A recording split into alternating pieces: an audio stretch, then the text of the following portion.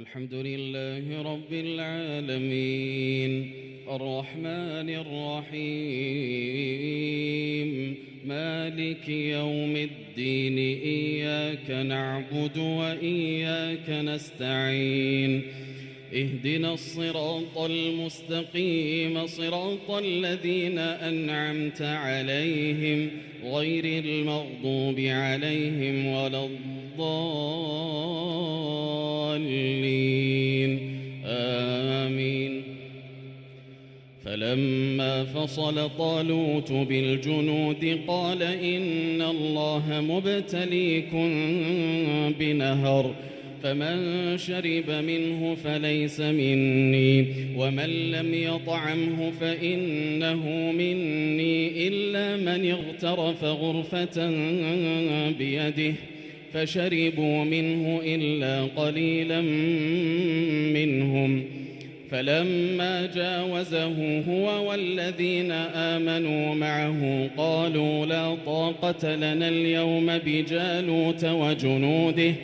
قال الذين يظنون أنهم ملاقو الله كم من فئة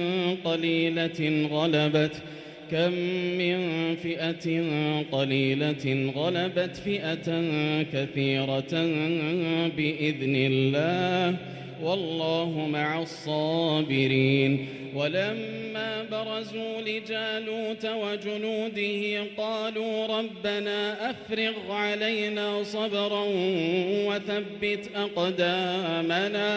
وثبت أقدامنا وانصرنا على القوم الكافرين. فهزموهم بإذن الله وقتل داود جالوت وآتاه الله الملك والحكمة وعلمه مما يشاء. ولولا دفع الله الناس بعضهم ببعض لفسدت الأرض ولكن الله ذو فضل على العالمين. تلك آيات الله نتلوها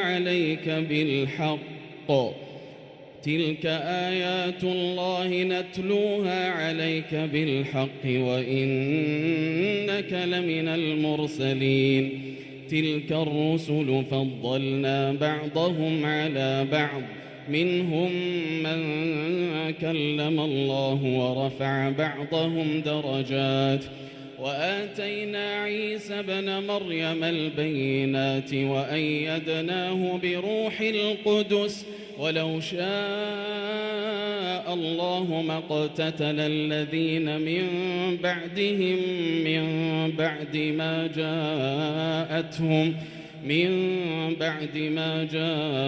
جاءتهم البينات ولكن اختلفوا فمنهم من آمن ومنهم من كفر ولو شاء الله ما اقتتلوا ولكن الله يفعل ما يريد. يا أيها الذين آمنوا أنفقوا مما رزقناكم من قبل أن يأتي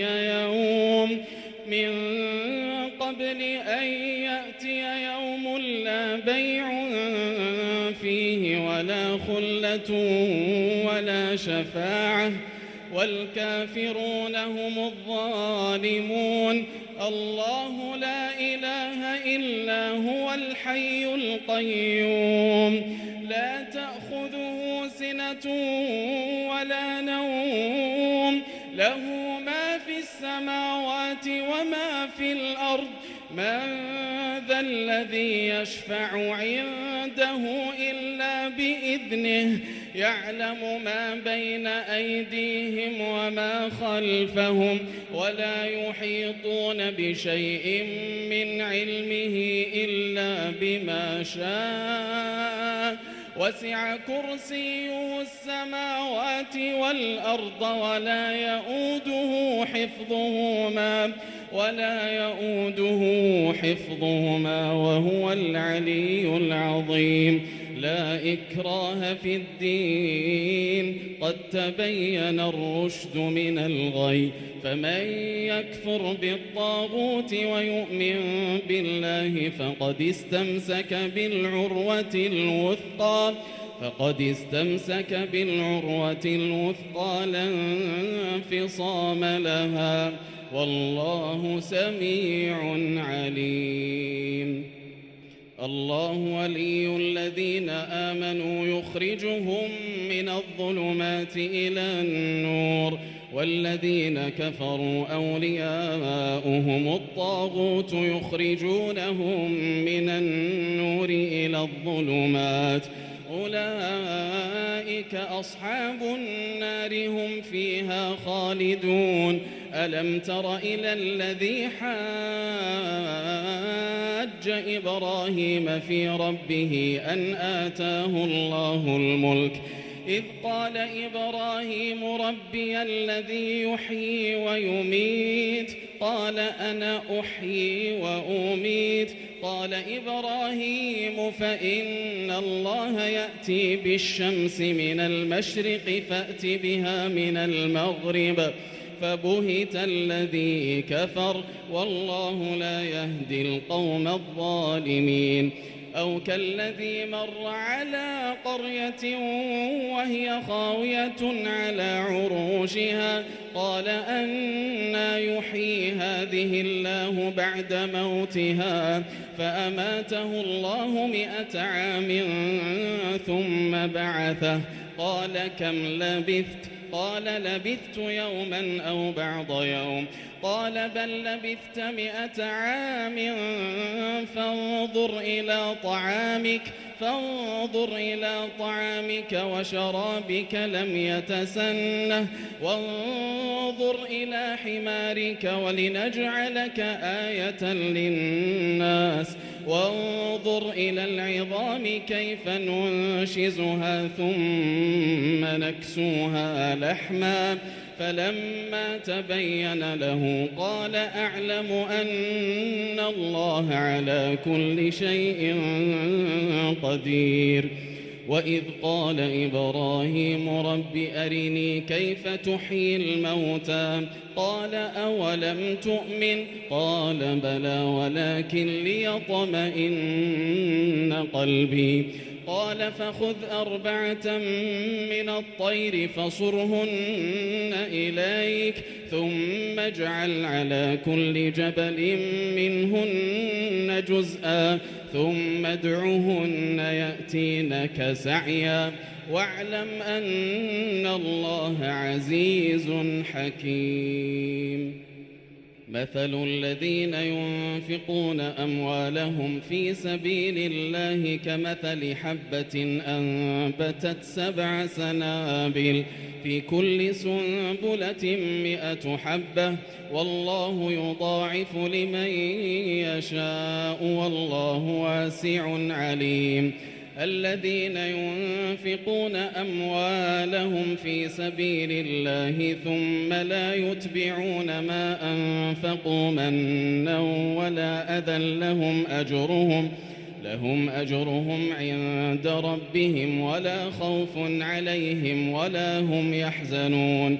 قول معروف ومغفرة خير من صدقة يتبعها أذى والله غني حليم. يا أيها الذين آمنوا لا تبطلوا صدقاتكم بالمن والأذى كالذي ينفق ماله رئاء الناس ولا يؤمن بالله واليوم الآخر فمثله كمثل صفوان عليه تراب فأصابه وابل فتركه صلدا لا يقدرون على شيء مما كسبوا والله لا يهدي القوم الكافرين. ومثل الذين ينفقون أموالهم ابتغاء مرضات الله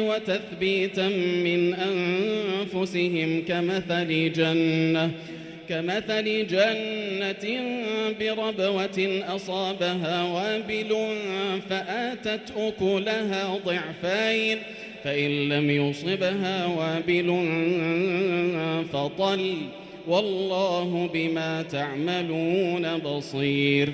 أيود أحدكم أن تكون له جنة من نخيل وأعناب تجري من تحتها الأنهار له فيها من كل الثمرات وأصابه الكبر وله ذرية ضعفاء فأصابها إعصار فيه نار فاحترقت كذلك يبين الله لكم الآيات لعلكم تتفكرون. يا أيها الذين آمنوا أنفقوا من طيبات ما كسبتم ومما أخرجنا لكم من الأرض ولا تيمموا الخبيث منه تنفقون ولستم بآخذيه إلا أن تغمضوا فيه واعلموا أن الله غني حميد. الشيطان يعدكم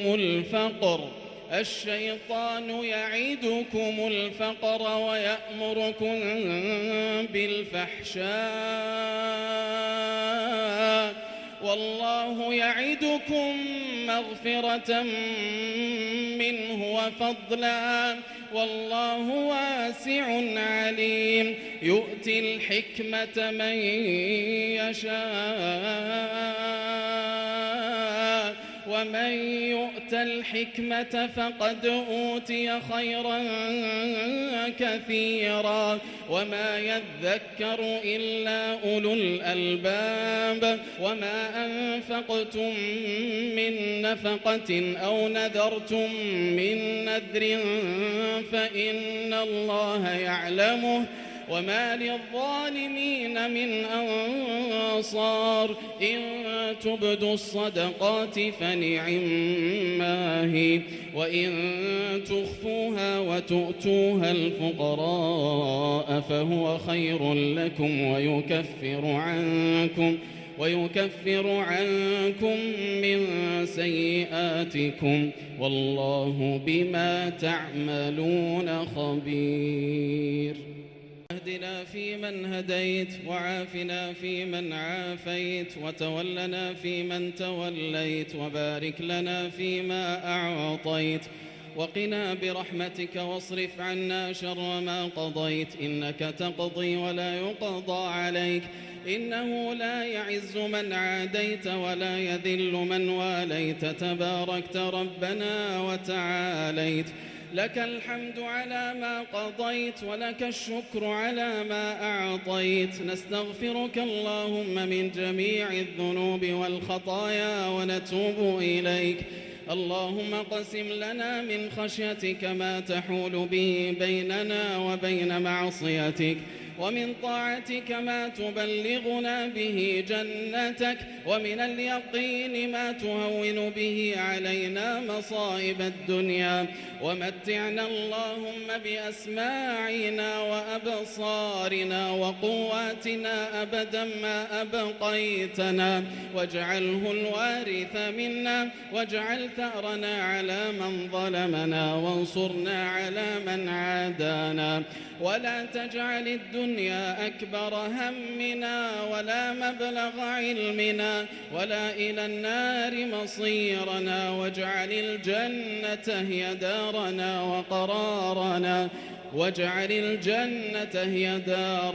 وقرارنا ولا تسلط علينا بذنوبنا من لا يخافك فينا ولا يرحمنا برحمتك يا أرحم الراحمين. اللهم إنا نسألك موجبات رحمتك وعزائم مغفراتك والسلامة من كل إثم والغنيمة من كل بر والفوز بالجنة والنجاة من النار.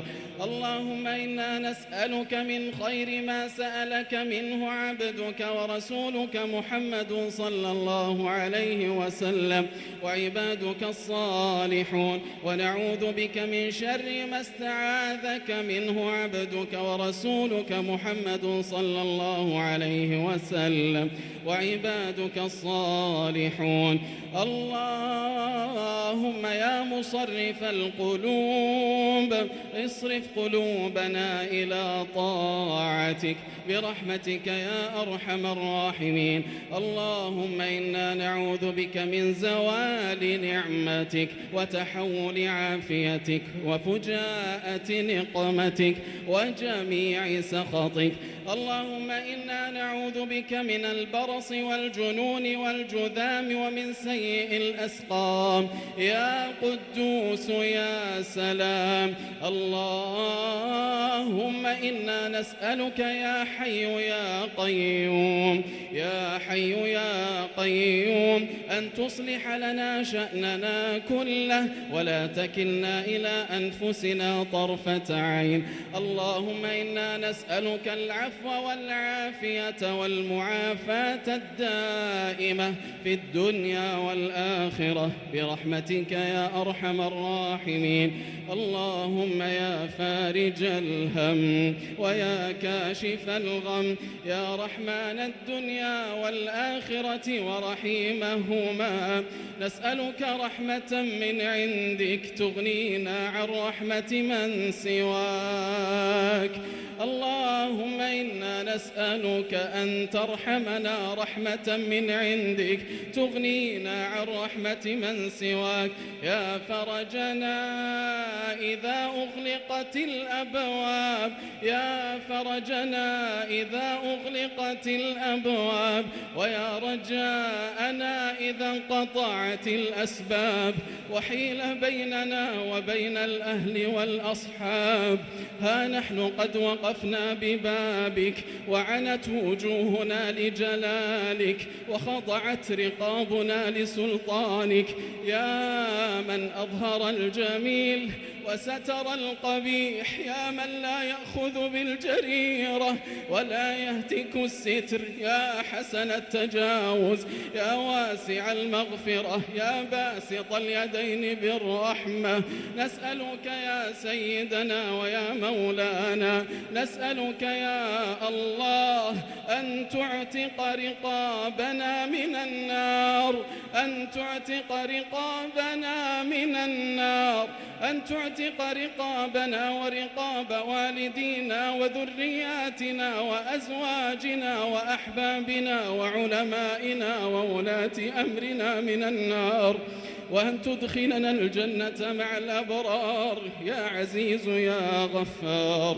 اللهم ما قسمت في هذه الليلة الشريفة المباركة من خير وصحة وسعة رزق فاجعل لنا منه أوفر الحظ والنصيب ولسائر المسلمين، وما قسمت فيها من شر وبلاء وفتنة فاصرفه عنا وعن المسلمين برحمتك يا أرحم الراحمين. اللهم فرج همومنا ونفس كروبنا وقض ديوننا واشف مرضانا وعاف مبتلانا وارحم اللهم موتانا. اللهم ارحم أناسا صاموا وقاموا معنا في الأعوام الماضية. اللهم انزل على قبورهم شابب الرحمات. اللهم ارحمنا إذا صرنا إلى ما صاروا إليه تحت الجنادل والتراب وحدنا برحمتك يا أرحم الراحمين يا ذا الجلال والإكرام. ربنا هب لنا من أزواجنا وذرياتنا قرة أعين واجعلنا للمتقين إماما. اللهم أعز الإسلام والمسلمين. اللهم أعز الإسلام والمسلمين واحم حوزة الدين واجعل هذا البلد آمنا مطمئنا رخاء وسائر بلاد المسلمين. اللهم وفق ولي أمرنا خادم الحرمين الشريفين وولي عهده بتوفيقك وأيدهم بتأييدك وانصر بهم دينك واجزهم عنا وعن الإسلام والمسلمين خير الجزاء. اللهم احفظ جنودنا على ثغورنا، احفظهم بحفظك واكلأهم برعايتك، وعدهم إلى أهلهم سالمين غانمين برحمتك يا أرحم الراحمين. اللهم اجعل هذا الاجتماع اجتماعا مرحوما، واجعل تفرقنا من بعده تفرقا معصوما، ولا تجعل منا ولا من بيننا شقيا ولا محروما. اللهم ما سألناك من خير فأعطنا، وما لم نسألك فابتدئنا، وما قصرت عنه آمالنا ومسألتنا من خيري الدنيا والآخرة فبلغنا إياه. اللهم إنا نعوذ برضاك من سخطك، وبمعافاتك من عقوبتك، وبك منك لا نحصي ثناء عليك أنت كما أثنيت على نفسك. وصل اللهم وسلم وبارك على نبينا محمد وعلى آله وصحبه أجمعين.